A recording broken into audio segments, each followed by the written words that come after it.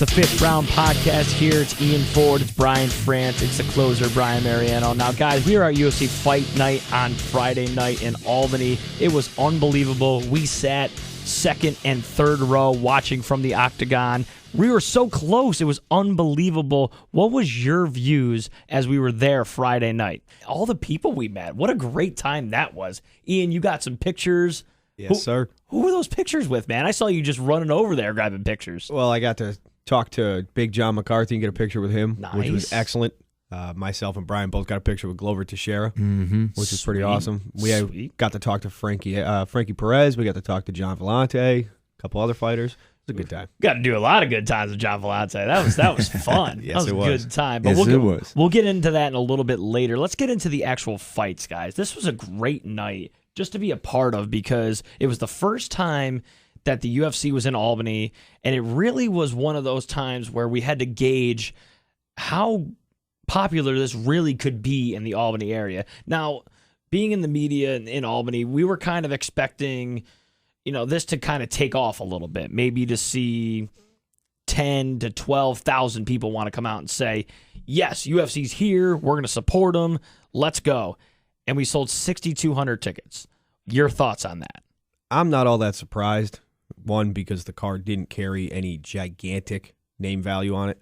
And as Brian can attest to, this is still a slow burn of this sport in New York. This is not California. This is not New Mexico, Nevada, where it's featured on the front page of newspapers and it is on your nightly news and it's the biggest thing around. New York, it's been illegal for so long that you've had no groundwork laid for fans to pick up the sport. Yeah, it's not even like New Jersey that has more of a fan base, and it is the Albany area. And from when we were outside talking to some of the fans that were there, most of them didn't know a lot of the fighters that were even on the card. So it definitely does hinder a little bit when you don't have the big names in the sport right now coming to the Times Union Center to do a fight like that.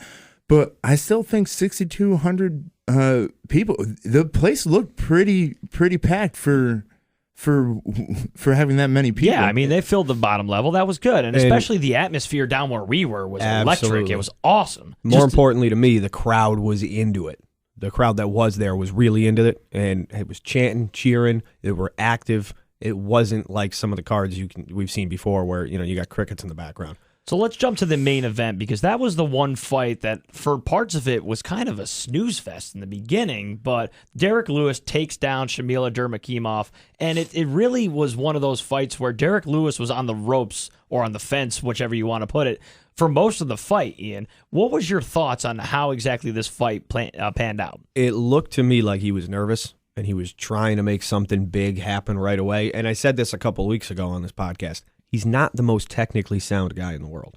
He's a brawler who's just a phenomenal athlete. He's not, a black belt or an expert in anything. He's a brawler. He's just a big, strong guy. And it looked to me like he got real nervous. It's his first big headline on a card. He's never main evented before. It looks like he got a little nervous. Abdurakhimov didn't help. He was not exactly the most active and engaging fighter in the world. He was backing away, trying to slow the fight down, trying to grind. And those kicks. Why was Derek Lewis throwing kicks? I do not know, especially because Abdurakhimov was, every time Derek Lewis threw a kick, he would catch that, bring him right down to the ground, which I think threw Derek Lewis through a loop and had him off his game plan that he wanted to. I think it's also probably got something to do with this is the first time he's been in a 5-round fight. So he's used to a 3-round fight, and he's always stayed active into the 3rd round, but he slows down. I think he probably was trying to conserve some of that gas tank, move a little slower. He still had plenty of energy left in the 4th to finish that fight. It's just we wanted to see a little earlier. Yeah, you could see it. Oh, Fran, sorry to cut you off there, but Derek Lewis seemed at some points like he was kind of calculating exactly what he wanted to do, and you could see Abdurakhimov seemed to kind of tire into that 4th round. He was throwing so many punches and trying to do so much in the first couple rounds that I think it ultimately caught up with him. France, where were you going to go there? Yeah, I was going to say Derek Lewis, you could tell, turned it up in that 4th round. He realized after those first 3 rounds of either being on the ground or just Shamil running away from him to the point where the ref literally had to go to his corner so they could interpret, if you keep running, we're going to take a point away. So that was definitely frustrating for Lewis, because if he wasn't on the ground from a takedown from a head kick or leg kick, he was chasing Shamil. So, I mean, that frustrated him a bit. But that fourth round, he realized he needed to turn it up, and he did exactly that. On his interview with Ariel Helwani on the MMA Hour the other day, he even said, I felt like I had a ton left, and I don't think he did. But the fight was, quote, as he said in the cage, bullshit, because he didn't perform the way he thought he could, whether that was the opponent or the nerves or anything else. Who knows? He also said that the cold weather up here was not to his liking and had a little something to do with him not being in the prime shape when he was in the cage. Oh, man. Yeah. Come on now. He did give us props for our pizza, though. He said it's the best pizza he's ever had. When That's right, man. You need that New York pizza, you know. But he was in Albany. The pizza in Albany is okay compared to surrounding areas, but I'll take it. You know, it was interesting, guys, and we were sitting next to each other, you know, talking for most of these fights. And I'm just interested to see, did you guys feel like the only way that he was going to win this fight was to knock out Shamil? Because it seemed like in the beginning, the first couple rounds, that Shamil had a lot of the control throughout the entire fight. Yeah, giving up those takedowns did not help him. Yeah. Now, that would have been one of probably the hardest fight to score, because fights get really tough to score when either way too much happens and it's a back and forth, or not enough happens. And that would have been one of those fights where nowhere near enough happened. So I don't know how they would have scored that. The takedowns that Shamil got probably would have been huge, because basically nothing happened in that fight for the most part. Yeah, Shamil definitely had the first 3 rounds. I don't think there was any doubt about that. I mean, that third round, though, when he was just running around the cage hoping not to get hit and trying to re-gas himself, it was kind of rough. But, yeah, there was no way Derek Lewis would have won the first 3 rounds by points, so he needed a finish. Well, the only unfortunate part in this win for Derek Lewis is this is not going to move him up the rankings. He was looking to move into the meat of the top 10 and get a good opponent out of this fight with a win. And unfortunately, it's a win, but nothing really came from it that shows he's ready. So I think he's going to get another opponent somewhere in the middle of the pack before they're willing to move him really legitimately into a top 10 fight. But why, you know, being the second to Conor McGregor knocking people out, and then he does that. He knocks the guy out. So why would, I mean, I understand that the fight wasn't exactly what they wanted entertainment-wise, but the guy's still doing what he does. He's just knocking people out. So why not move him up and give him a chance? And if he gets beat, then okay, but you got to at least give him that chance, right? Well, it depends on how you want to look at it. I think as a promotion, as promoting that fighter, they want to see him succeed. They want to see him have a chance to become a weapon for them to make some money with, because he's a good fighter with a lot of potential. I think if you rush him into it, it's not going to go well for him, and you're going to damage his promotability. And I think that fight just showed that there's some things to work on. He's not quite there yet. He hasn't rounded the corner. The difference between the top 8 or 9 guys in that division and everyone else is huge. It's miles. There's a giant leap from the fringe to, okay, legitimately, you could get a title shot. And he's just right outside of that. He's got a little more to go. I think one more fight, and if he makes the improvements based off of his first 5-round fight ever, he'll get there. So there's a few big names right above him in the heavyweight division in the UFC's ranking. Travis Brown, Andrei Arlovski, Mark Hunt, Josh Barnett, Ben Rothwell. Who would you give him? You want me to be honest? I think I'd like to see him take on a debuting Vitaly Minakov. I'd like to see Minakov, who was formerly the most recent Bellator heavyweight champion, is now free of his contract. Reports are he'll be in the UFC real soon. I want to see him welcome Minakov to the cage, to the octagon, and I want to see what both of them have, because that's a good test for Lewis against a strong wrestler, and if Minakov can't win that fight, it's all hype. That's an interesting fight. I was thinking go right with Travis Brown. I mean, but if you're the UFC, you want to make sure Travis Brown kind of gets a win before he goes back in. And to be honest with that one, I would feel bad for Travis Brown, because if Derek hits him a glass jaw for days, he's going to fall apart. Exactly. Now, so you get, hold on, Ian. So when since I don't really know how exactly that works with the new system that they're using, you would rather him face another person as opposed to jump ahead and see someone in front of him to move up? Absolutely. Just because the gap between him and the elite at heavyweight is still there, I think it's at the point where it's going to be sink or swim. I think this next chance to break into the top is his last chance to break into the top before they hit the reset button. Don't necessarily cut him, but, okay, he's not elite. Let's give him a little more time, and it's going to be another 2 years before he's ready. I would like to see that fight that's going to be make or break against another guy who's going to be make or break in Vitaly Minakov, who's coming in with a lot of hype because he was the champion over in Bellator, but he hasn't fought on U.S. soil in a while, and we don't really know what we're going to get because he's never been in the UFC. Put them against each other, let the cream rise. Let one of them show that he's got it, and the other one's got to hit the reset button and start to climb back over. All right. Now, I definitely want to stick in the heavyweight division next. Francis Ngannou with a Kimura in the first round. For as slow as the first couple of rounds that Derek Lewis and Abdurakhimov, that Ngannou-Hamilton fight, it started with a bang and it ended with a bang so quick. Did you expect Francis Ngannou to submit? I did not at all. Absolutely not. And I got to say, from watching that, the technique on that Kimura was not anywhere near perfect. It wasn't even that good. He's just such a monster that it didn't matter. And from listening to his coaches talk, they trained it that way. They said, well, listen, his technique's not perfect, but it doesn't need to be because he can do this. And they just showed him how to use his muscle and his power, his freak athleticism to take a half-formed technique and tear somebody's shoulder clean off. I mean, he took him down by his arm. He grabbed his arm, yanked it behind his back, and slammed him on his head by it and then submitted him. I didn't even think he actually brought him to the ground before Anthony Hamilton tapped. He might not. I mean, it was so quick. It was so quick. Wow. You won't ever see that again. So obviously, with that reaction, you're not really surprised that he got fight of the night, or performance of the night, rather, were you? Absolutely not. I mean, that guy is built like Superman. He is huge. It's Superman with dreads. That's what he looks like. And he's more known for his knockout power. So seeing him actually submit with a Kimura was very surprising. Brian, how do you feel about this comparison? I feel like he's what everybody always wanted Czech Congo to be. Yeah, he's definitely a better Czech Congo. Yeah, he's everybody wanted Czech Congo to be that guy, and he wasn't. Ngannou is. That's the guy everybody wanted Czech to be forever. Czech just eventually turned into a guy who clinched and kneed you in the balls. But Ngannou, on the other hand, is what everybody expected Czech Congo to become. He's just a murderer. Now, Francis Ngannou is definitely probably one of my favorite heavyweights right now coming up. Absolutely. I don't like rooting for French guys, but I'll make an exception for him. Well, see now, guys, before we move on to our next fight, I want to just preface this with where we were sitting. So as you put the pictures online, how close we were to the octagon, it was unbelievable. And we had most of the fighters that were coming out of the octagon walking right by us. Yeah. So that was pretty cool. You were right close to most of these guys.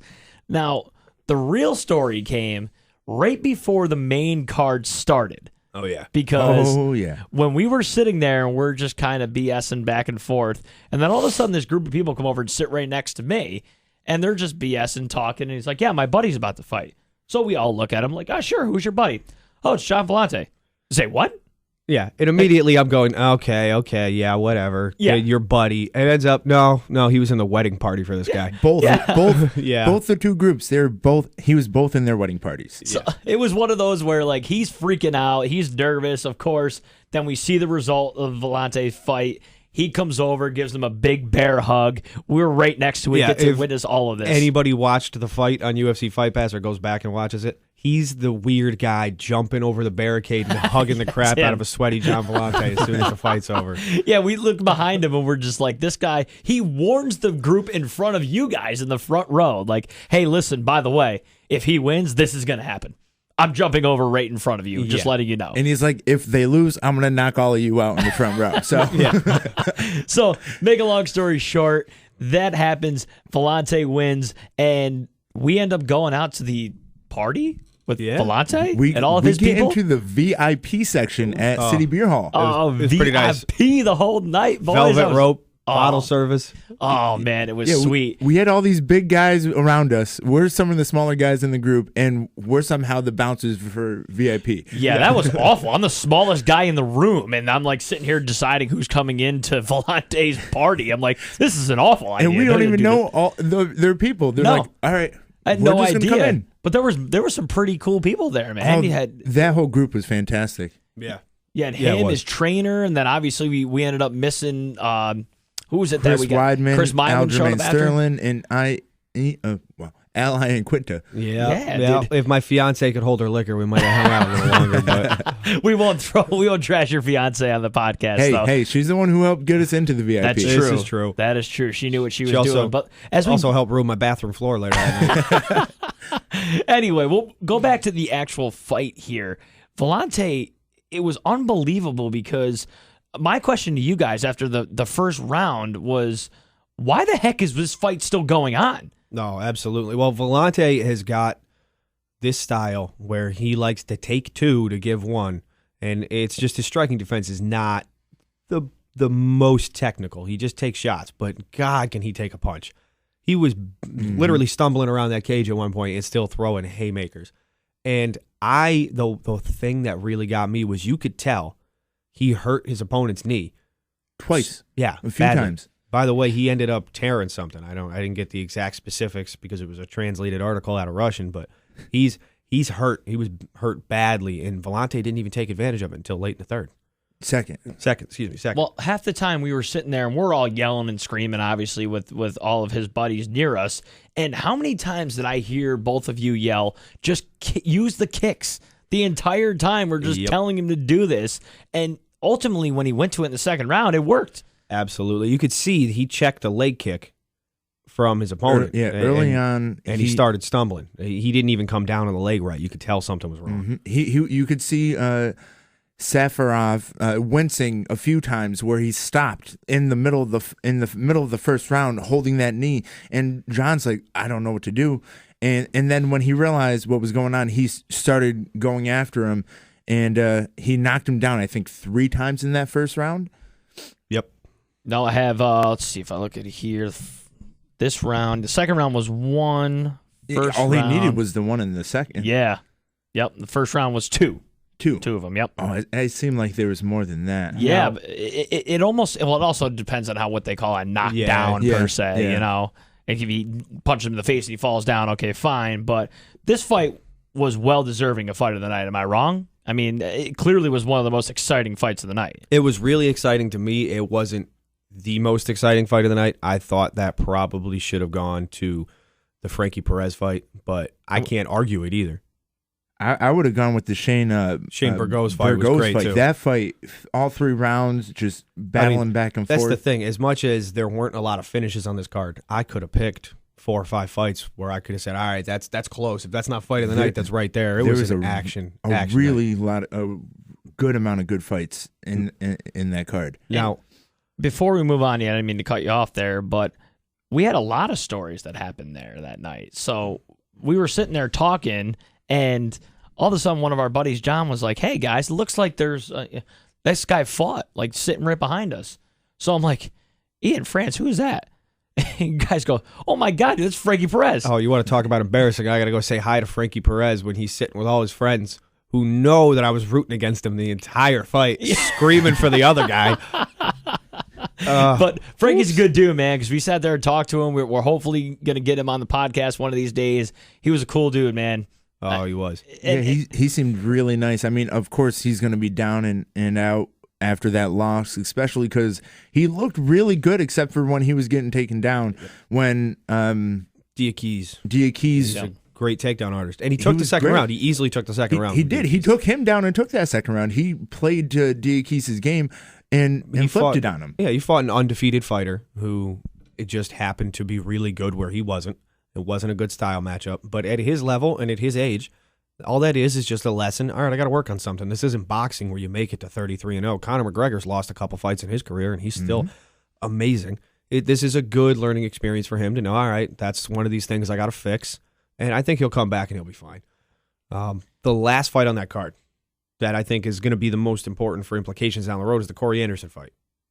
Yes. Because 205 is another weight class where it's really light on talent. And I think he's going to get a fight against somebody like a Misha Serkunov, who won the next night in Montreal, or in Toronto, excuse me. And that is going to set somebody up for some real success. Now they have a short list of 3 or 4 guys who really can make an impact at 205. I think he's going to take one of those guys on, and it's going to be great. Mm-hmm. Yeah, he actually called out the winner of that fight after he easily handedly beat up on Sean O'Connell. Yeah, who may very well not have a job soon. Unfortunately for him, that's 4 losses in 6 fights. It's a short weight class. They don't have a lot of guys, but he might be looking at his walking papers. It didn't look good either. Like No. the fight itself just didn't look good for him at all. He had no answer for Corey Anderson. Now, at the end of the day, I could have told you walking into that, obviously, because I picked all the fights perfect, 12 to 12. Oh, man, I'm Mr. surprised. I'm Mr. surprised Pick'em. you got through here with your head It being took so that big. long. I'm surprised you even got in the studio to like get in here to talk I was on the rubbing it podcast in tonight. everybody's face all night, just celebrating the Yeah. fact that I picked these fights ahead of time, and I was Yeah. 12 for 12 last Friday night. So I'm surprised you did. That wasn't one of the first things you said tonight. Yeah, I know, right? I had to 20 wait- I had minutes to into the wait. podcast, and it took that to come out. I'm I had to fake quite being shocked. humble. Yeah, you did well at faking it. I'll give you that. You did really well there. So, guys, is there anything else we want to go over on this card? All I have to say is I think just by the turnout and how the crowd looked, it would not surprise me to see another one somewhere in this area sometime soon. I don't think they'll make the same mistake of bringing that kind of card back here, though. Yeah, I think we talked about that beforehand, especially when we got there, that the question is going to be, you can get the people involved, because there were a ton of people as we walked around that were just trying this for the first time just because it was close. You know, it's only a however long drive to go and watch it. But you need to get these people involved and then bring a name. Once you got them here, okay, they saw what it's like, but now they can say, oh, I can go see a big name in Albany? Okay, cool. Now you're going to get the surrounding areas that would drive to MSG to go watch it. You'll get them here. The same thing they'll do in Buffalo and in Syracuse. You need to bring names to these places. That's the problem. This is one of those things where I'm not sure what their plan is, but I have a feeling they thought, this is New York, they've never had anything. If we throw something at the wall, it's going to stick no matter what it is, which was partially true for this card, but that won't hold up. What will end up happening, hopefully, is we'll get some smaller promotions around here that are just local, that you can see fights like those. Those were great fights, but they're not marquee fights. Coming forward, I hope to see the next card in this area have probably 1 to 2 fights that are good, really good fights. They don't necessarily have to be title fights or giant things, but something like a name like a Donald Cerrone or an Eddie Alvarez or something on the card over the top to really promote it and have a good main event and a really good co-main event, and then the rest of the card doesn't necessarily have to be stacked with all-stars, but you got to have some form of marquee. And unfortunately for this one, our marquee ended up being Derek Lewis from Houston, Texas, who I'm really excited to watch, but that's not a local guy that anybody's going to come out for, and a guy who's not even from this country. So, Well, it's interesting. And as we move on, guys, this is the Fifth Round Podcast. Of course, it's Ian Ford, Brian France. I'm the closer, Brian Mariano. Now, as we move from UFC Fight Night in Albany, there were fights 24 hours later in Toronto, and that was UFC 206. Now, this card was interesting because not only were you interested in the fights Friday night, but Ian, you said this was one of the best cards that you've ever seen. absolutely. This, for me, is probably going to make my top 10 for best overall cards ever. And as far as this year goes, the only thing that surpassed it was UFC 205, probably. Maybe UFC 200, but this card was amazing. From top to bottom, great fights. The main event was a barn burner. Doo Ho Choi, Cub Swanson probably just took over as my fight of the year. It was amazing. Smaller guys, people like to laugh at that, but if you watch that fight, and both those guys took years off their life. It was an amazing fight. It was, I can't believe Frank Mir was on Twitter, former heavyweight champion, saying, I didn't realize that it was possible for human beings to fight at this pace for this long. It was nuts. There was not a breather in the whole thing. It was 15 minutes of just crazy brawl, and not a Diego Sanchez brawl, Brian, but a technical war, which was amazing. Also, Donald Cerrone, Matt Brown. Donald Cerrone lost a round in there, at least one, still pulled out the win. the second round, right? Yep. Still pulled out the win. And what's next for Matt Brown at this point? You don't give him one of the top guys in the welterweight division again. I mean, he definitely needs someone to keep him with a win in his column. He definitely needs one of those if he's gonna stick around much longer. Because I think that's 3 losses in a row. No, he won his last fight at 145, but he lost 2 or 3 in a row at 155. He won his last fight. It was Charles Oliveira. You said Matt Brown. Oh, Matt Brown. Yeah, that's 3 in a row for Matt Brown. At Anthony Pettis. Yeah, Matt Brown went 0-3 for the year 2016. Ooh, all 3 finishes. He definitely needs a win fast. And if he loses the next fight, I don't know how much longer he'll be in the UFC. I don't know if you can keep him right now. He's 1-5. He's 1-5 in his last 6. He hasn't won a fight in over a year. Yeah. Is he worth keeping around? Now, he's an action fighter, but who knows? And moving on from that, you also have Max Holloway, Anthony Pettis, and Pettis is in a run now. Yeah, he's in a big run. Max Holloway's now a 145-pound interim champion, lined up to fight Jose Aldo coming up soon. Jose Waldo. Max Holloway in his post-fight speech in the ring goes to Joe Rogan. I'm not saying Jose Aldo anymore. I'm saying Jose Waldo because I can't find him. I've been calling him out for the last year. He's been ducking me. Oh, it's amazing. Jeez. And also after that, coming off of that, you have Kelvin Gastelum. He got a win. Not just did he get a win, but he got a good win at 185. If you are in his camp, why do you let him go back to 170? Apparently he's not. There's actually a new article out that just came out. He might be fighting Vitor Belfort in a few months. That's what he asked for. And you know what? I'd take a fight against Vitor Belfort too because I'm pretty sure that old man can't win. Nope. So Kelvin Gastelum just got a marquee fight against a guy who needs a walker to get to the cage. Mm-hmm. So, but getting a big fight with a big name like that, you win, your name goes skyrocketing through the 185-pound division. You think he'll stay there? Or you think he'll still want to go back to 170 and miss weight again?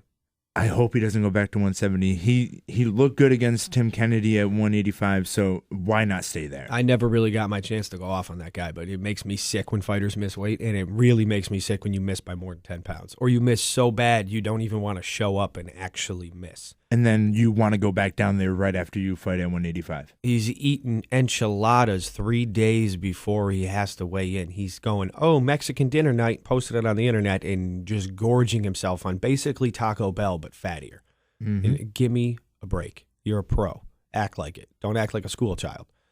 Does your coach have to be your daddy and come and tell you what you can and can't eat? It's terrible. Come on. Listen. Don't be bad talking Taco Bell, man. Oh, I love Taco Bell. We'll be stopping there after we tape this podcast. Come on now. Listen, I love Taco Bell, but I don't have to weigh a certain amount to go to work tomorrow. Okay? I sit in the car all day. I do whatever I want. Listen, man, they don't weigh us here at the radio station, so I'm good. I'm good. Me and Levac and all of us, we're good. So no problems at all. So it's really interesting, guys, because you have 2 big cards back-to-back like that, UFC 205, UFC 206. Let's look forward to UFC Fight Night this Saturday in Sacramento, California. And this is a big deal because it is Uriah Faber's last fight. Absolutely. So, I mean, what is his legacy in the UFC? He's 33-10, but he's done so much more than just his record. We've touched on this before to me, and maybe you can call me a cynic, but his legacy to me is an 0 in title fights in the UFC. Is the always a bridesmaid. That's his legacy to me, is that he got this close. That's how I'll remember Dan Henderson a lot of the way too, but Dan Henderson's done a lot more than Uriah Faber ever has. Hey, I mean, I've always been a big fan of Uriah Faber. Yes, he's gone 0 in UFC title fights, but he's been the top guy, one of the top guys in the featherweight and bantamweight division his whole career. And you just can't knock the guy for starting up a whole team, maybe not coaching them, but seeing potential in guys that were young and up-and-comers, take them over to his team, help them out, get the coaching they needed. So if I play devil's advocate and ask you how many of those guys have ever actually won a title with him in his camp, what's your answer going to be? Goose egg. No, because TJ Dwayne, Dillashaw won one. Yes, while he was still under. Okay, while he was still a team alpha male, but the guy who came in and coached him to it stayed there for 6 months and left. So it took another guy to come from outside the organization and train fighters there, who then made Uriah Faber so mad that they finally had success that Faber basically said, get out. That to me, that's not much of a legacy. Yeah, he put together a great camp of great fighters, and they all had really good guillotines, which came from him. But guess what? They never got to the top of the mountain, him included. Again, always a bridesmaid. How many title fights did Team Alpha Male fighters have where they couldn't win? From Benavidez to Mendez to Faber. Faber himself had 5 title shots, and he couldn't ever seal the deal. I mean, the guy never lost back-to-back fights until his very last fight in the UFC. But still, couldn't climb the mountain. Every time he got to the top, he got beat, and it wasn't close. Couldn't you argue, though, Ian, that, like his legacy might not be the best ever, but his longevity in the sport and the fact that he's a name, too. Like, people know who he is. If you've been following it for a while, you know who he is. So, yes, he might not be the greatest of all time, but he's definitely someone who's built a great career. Oh, absolutely. I'll take nothing away from him for that. I just don't consider him one of the all-time greats. As far as his impact goes, you don't see it much out here. If you go to California, he's the California kid. He comes out to California love every time he fights. Mm-hmm. I mean, he is and has been huge in SoCal. But outside of Southern California, okay, what do you got? Sure. It wasn't like he was a giant pay-per-view draw. He wasn't. He never drew huge numbers. The best he ever did on pay-per-view was middle of the road. He wasn't a Conor McGregor. Couldn't you argue, though, because in the age that we are now with Facebook, Twitter, and all that 24-hour news BS that we have, which, okay, I work for a media company, but other than that, he wasn't really, from what I remember, a really talkative guy who really built up most of his fights. Am I wrong? You see a Conor McGregor now that's like, I'm going to be in your face and I'm going to push this fight as much as possible. And he was never really that guy. It depended on the fight. There were times where he really did try. Yeah, but like it didn't go anywhere. Dominic Cruz. I mean, that was his fights. Those were his rival. That was his rival his whole career.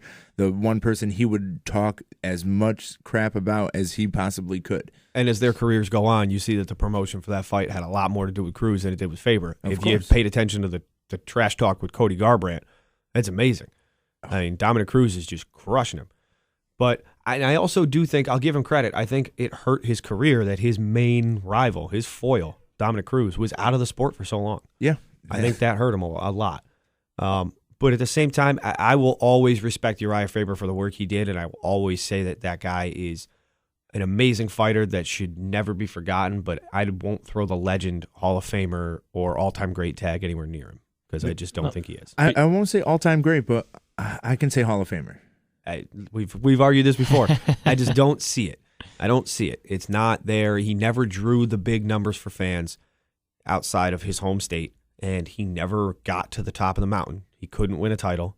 And not just like I said before, he couldn't win, not just that he couldn't win a title, he couldn't get close. He'd get into a title fight and he'd get smoked. I mean, Dominic Cruz beat him from pillar to post both times they fought. It wasn't close. Now, yeah, he can lay claim to being the last man to defeat Dominic Cruz, but he beat a Dominic Cruz in his early 20s, 10 pounds heavier than he was supposed to fight when he was still green. And then since then, Dominic Cruz fought him twice and spanked him and embarrassed him. Especially the second time, that one was a very close fight. The third time, though, I'll give you it was closer. I won't give you very close. No way.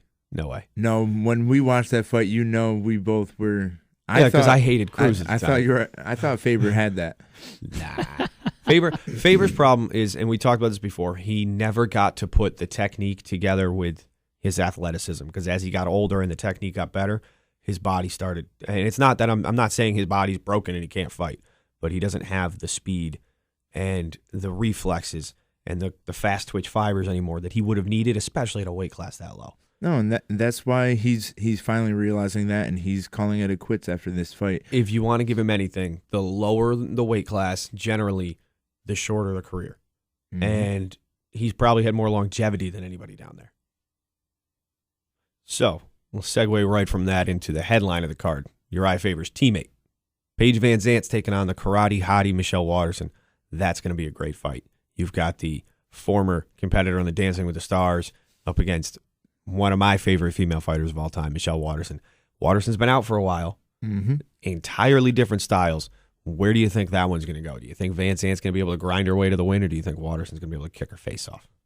With Paige Van Zant's last fight against Beck Rawlings, where she showed a little bit more of an arsenal than she used to have. She was known more of a little bit of a grappler, wrestler with some striking, but knocking out Beck Rawlings in that second round with the switch high kick, I mean, that was pretty impressive. It just remains to be seen for me whether that was just the technique she drilled and she'd managed to land it against Beck Rawlings, who I'm not very high on Beck Rawlings. I don't think she's that good. I really don't. I think she's got out there because of the tattoos and the personality and the fact that she's Australian.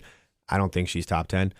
Or if that's a legitimate growth of an athlete that we're going to see coming forward. Because up to this point, she's been the female Randy Couture. She just grind you against the fence, wear you down, drop you to the ground, land some shots, but nothing spectacular, nothing crazy. Michelle Waterson is a high-level kickboxer. So it's going to be interesting. I'm really excited to see where that fight goes. And they're not hard to look at either one of them. No, they're both. No, I'm both looking at them right beautiful. now on the computer. Good Lord. Oh, man. Yeah. Paige Van Zant is absolutely beautiful, and you can't knock Michelle Waterson for her nickname, Karate Hottie. No. Yeah, Paige Van Zant can't hold a candle to Michelle Waterson in a bikini. So I'm just going to go with that. But Michelle Waterson is a legitimate fighter, a legitimate top 10 fighter. She's been that good for a long time. She's held belts in other places. Fortunately for her, she's only had one fight since she came into the UFC, and that's in a span of more than a year and a half. Now, that fight was a good one. She won, but the clock's ticking. She's got a family. She's got a child, and she's not exactly young, so she's got to jump on it now and do something with it. If she beats Paige Van Zant, she's right back in title contention. If Paige Van Zant manages to knock off the Karate Hottie, she might be one fight away from getting up there. Yeah, that'd be a 2-fight win streak, especially after losing a bloody brawl, which was still impressive against Rose Namajunas before she and then she had the break for Dancing with the Stars, but she looked really impressive coming back after the year layoff she had. And by the way, fight fans, this is on Fox, not Fox Sports 1, not Fox Sports 2, not UFC Fight Pass. Fox. Mm-hmm. Here in Albany, your local Fox 23 station is going to have the UFC on it. So it's not hard to find this one. You don't even need cable to watch these fights. Nope. And they're on at 8 o'clock p.m. Mm-hmm. Cards should be done hopefully by 10:30, 11 o'clock. They're going to try and shorten this one. The prelims, you can still watch them, Fox Sports 1, but they are not trying to keep this on until 1 o'clock in the morning on Fox. So this should be an easier card for anybody to watch who's got to go to bed. Now, listen, some of us have to go to sleep, but I don't know. On a Saturday, I'd stay up and watch these two. I don't know but it about also you guys. means you can watch these fights and then you can still go out. So keep that in mind. Yeah, that's probably what we're going to be doing. Oh, my goodness. Fellas, what a week this was, seriously. Like, Friday night was awesome. It was one of the best nights I've spent with you guys. Yeah. It was a great time. We got to meet a ton of new people, hopefully future friends of the podcast. That's what we're hoping for. But we look forward to UFC Fight Night in Sacramento. Then, of course, we will start talking about UFC 207. That's going to be happening later this month in future episodes. That's going to be huge. And, of course, the return. Absolutely. 30th of December, Ronda Rousey's coming back for that title. The return. Can't wait for that. And I'll leave this on a note where I know I had a lot of friends show up to these fights, and a lot of people went to these fights who hadn't been to live fights before. And I think it definitely changed everybody's outlook on what the fight game is because it's just that much fun. My fiance won't watch it on TV with me if I beg her. And she's begging me to buy tickets to the card in Brooklyn coming up in February. So if you haven't gotten a chance, the next time it comes close, make sure you get there because whether you're a fan of watching it on TV, every card or not, you get there live, you're going to have a blast. Well, and the key, especially for me, guys, is because I obviously had never been to one before. I've been watching it over, the years with you guys, and it's definitely a different atmosphere especially when you're close, seeing everything, seeing how all the trainers are with their guys, and just the prep and everything for these guys for the fight is just unbelievable. And then it's not Absolutely. exactly fun seeing these guys get their butts whipped and they walk right by you afterwards either. But it was a great time. Hopefully we get out and see another one soon because it was a lot of fun. And then we'll be back next week as we talk the results of UFC Fight Night, and then we'll get into other news and start previewing UFC 207. Guys, it was a great time. Hopefully we'll do it again. You know, we're going to do it again. Next week, it's going to be a great time.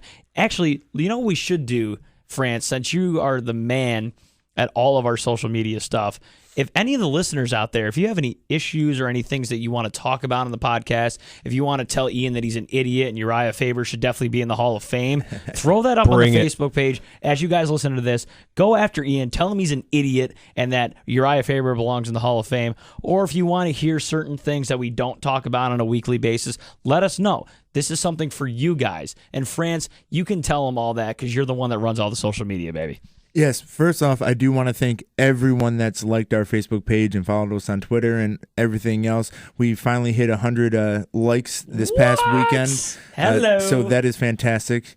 We're definitely going to do this as much as possible for you guys, and I hope you enjoy, and just keep listening, keep interacting with us, and all that. Absolutely. And if you want to send us a question, you want your name mentioned on the podcast with your question, I'd be happy to read your name, the question, and then embarrass you. Just send it right on. Oh, actually, I'm gonna call out my cousin right now, Rich Vazana. You said Anthony Pettis was gonna easily mop the floor with Max Holloway, and I told you Max Holloway was gonna knock Anthony Pettis out, and look what happened. First time he's ever been finished. What do you know? All right, now that we called out everybody we sufficiently wanted to call out, hit us up on Facebook, guys. This is going to be posted on later tonight. Make sure that you comment if there's anything you want to say, anything you want us to say. Ian, France, great job, guys. We'll get to this next week, and of course, we'll see you guys in the Octagon.